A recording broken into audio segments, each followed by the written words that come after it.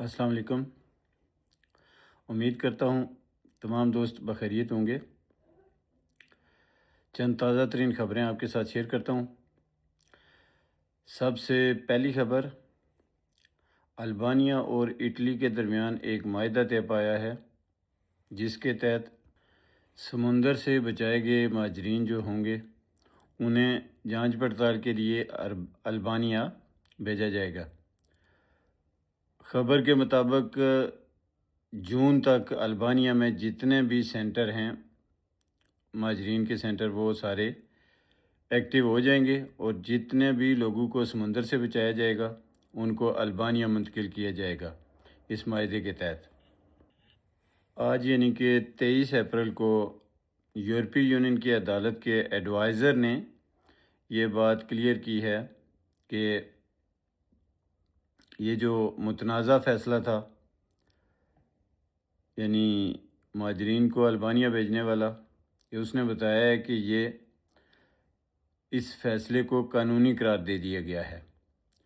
اب اس کے تحت جتنے بھی سمندر سے بچائے جائیں گے لوگ وہ سارے البانیہ بھیجے جائیں گے، وہاں ان کی جانچ پڑتال ہوگی اور شاید وہیں پہ ان کی سیاسی پناہ کا فیصلہ ہوگا اور پھر یہ فیصلہ کیا جائے گا کہ ان کو اٹلی رکھنا ہے، اٹلی بھیجنا ہے یا واپس بھیجنا ہے۔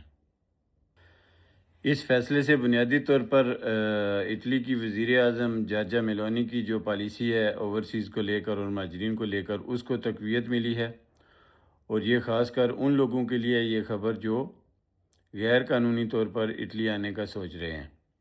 دوسری خبر ویزا اور امیگریشن اپڈیٹس کے متعلق ہے۔ یہ جو ڈکریتو فلوسی ہے یعنی کہ جو 2026 کے کوٹے کے لیے ویزے جو جمع ہوئے ہیں کلک ڈے پر جن لوگوں نے جن امپلائر نے ویزے جمع کیے ہیں ان کے نولا وسطی اور لیبر کلیئرنس کے عمل کو تیز کرنے کے لیے صوبائی سطح پر پرفیکٹورا میں اضافی سٹاف تعینات کیا جا رہا ہے۔ بطور خاص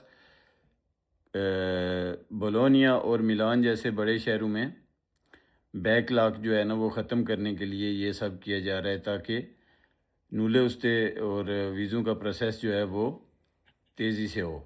اس کے علاوہ جناب آج اٹلی کے اخباروں میں اس بات کا بہت زیادہ تذکرہ ہوا، وزیر اعظم جارجا میلونی اور پاکستان کی قیادت کے درمیان جو روابط ہوئے ہیں۔ وزیر اعظم جارجا میلونی نے پاکستان کی کوششوں کو ایران امریکہ جنگ کے حوالے سے بہت سراہا ہے۔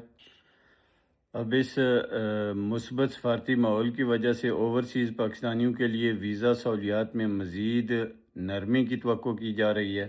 شاید پاکستانیوں کے لیے ویزا سہولیات میں مزید کچھ نرمی کی جائے۔ اچھا، ایک اور خبر ہے، آج اٹلی کے مالیاتی اداروں کی جانب سے ایک نئی گائیڈ لائن جاری ہوئی ہے جس کے تحت وہ اوورسیز جو اٹلی میں اپنا گھر خریدنا چاہتے ہیں یا سرمایہ کاری کرنا چاہتے ہیں ان کے لیے فرسٹ ہوم بونس کی مدت ہے جو اس میں توسیع پر غور کیا جا رہا ہے، جس سے بے شمار اوورسیز کے ساتھ ساتھ پاکستانی بھی فائدہ اٹھا سکیں گے۔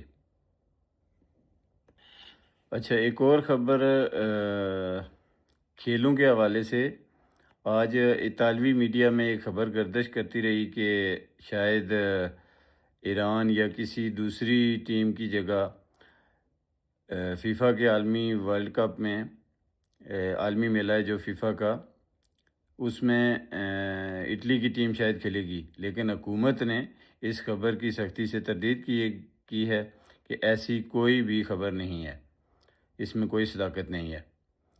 باقی انشاءاللہ آئندہ پھر ملتے ہیں کچھ نئی خبروں کے ساتھ۔ آج کے لیے اتنا ہی۔